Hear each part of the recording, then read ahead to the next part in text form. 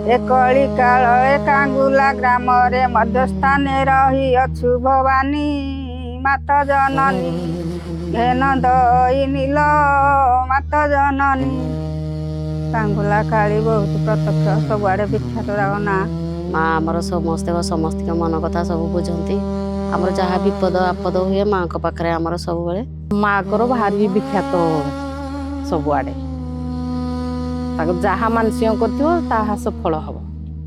छुआ मैंने भी चुटी पकई बहुत बहुत बाटर भी आसती मानसिक पूरण हो बोली वर्ष को थे मेरु करती उपासना करती सबुआड़ भक्त अधिया पड़ती ठाकुर मारी उठती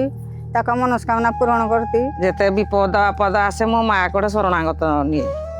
सब विपद उद्धार करके मत आज 5 जन जड़े कर आम कांगुला ग्रामर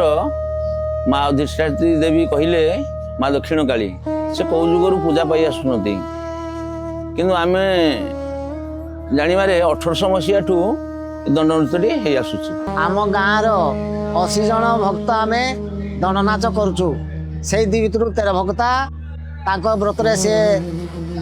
कर्म करेंगे आम नाचाट पिला आम कर्म करूँ 13 दिन पर्यंत तो माँ बुलती दंड बुलती से 13 दिन आम गाँ माने पूरा आम गाँव को माने भयंकर गोटे आसे भय भय लगे माने से 13 दिन आम गाँव में समस्ते भयंकर माने समस्ते भावती जे माँ आमर ये अच्छे आम बाहर को बाहर भी आमको 13 दिन पर्यंत भय लगे।